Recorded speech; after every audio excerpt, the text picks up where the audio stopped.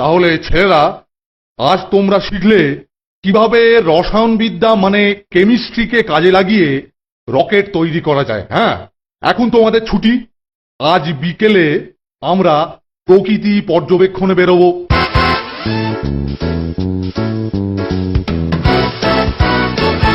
কিরে, তোরা ঘরে যাবি না? না, এখানে আমাদের এখন কিছু কাজ আছে। যাই, তাড়াতাড়ি এই বাক্সটা গাড়িতে লুকিয়ে ফেলি।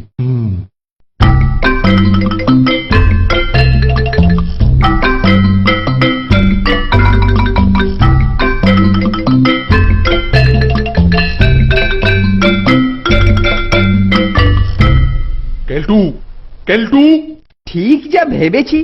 স্যার পর্যবেক্ষণে গিয়ে নিজে খেটাবার জন্য বাক্স ভর্তি খাবার নিয়ে যাচ্ছে। স্যার এখান থেকে একটু সরলেই কিছু খাবার হাতিয়ে নেব। কেলটু, ওফ, ছেলেটা কোথায় গেল রে বাবা? কেলটু, কেলটু।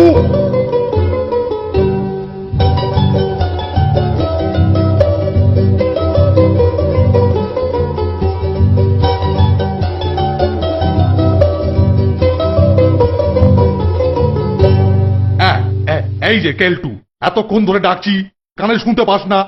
চল চল, এক্ষুনি রওনা দেয়া যাক। চল চল চল।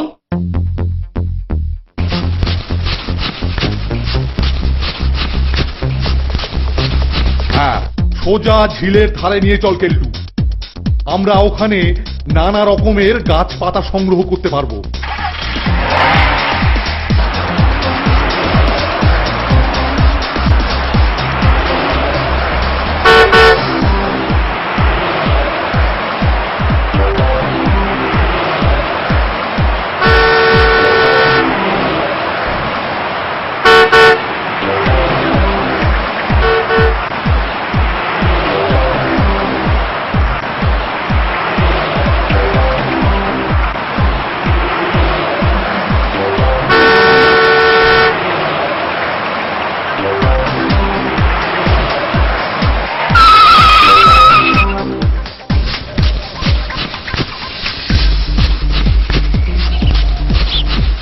ছেলেরা, তোমরা বনের মধ্যে গিয়ে ভালো কিছু নমুনা সংগ্রহ করে নিয়ে এসো।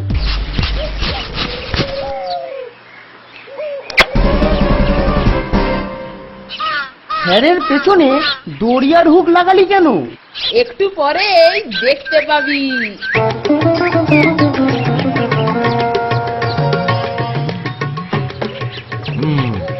ছেলেদের নজর এড়িয়ে এবার খাবারগুলো তাড়াতাড়ি সাঁটিয়ে নিতে হবে। আমি চুপি চুপি নদীর ধারে বসে নিজস্ব পিকনিক করি। দেখলি তো, এই দড়ি দেখেই এখন আমরা সহজেই ঠিক জায়গায় পৌঁছে যাব। পিল্লায় এই রকেটটাকে সাবধানে ধর। একই, আমার খাবারের বাক্স অর্ধেক খালি কেন? যাগ্গে যাগ্গে, এতেই কাজ ছেড়ে ফেলি।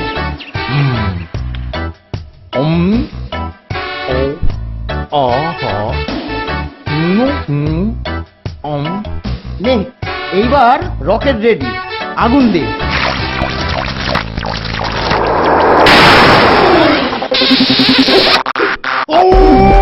বাঁচাও বাঁচাও, গেলু, হেল্প হেল্প হেল্প,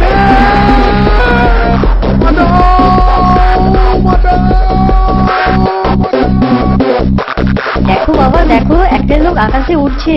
না বাবা না, ওটা লোক নয়, ওটা বোধহয় কোনো নতুন ধরনের উড়ন তুবড়ি।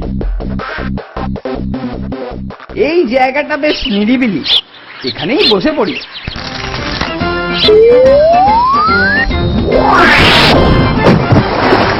এবার আমরা এই খাবারের সদ্ব্যবহার করব।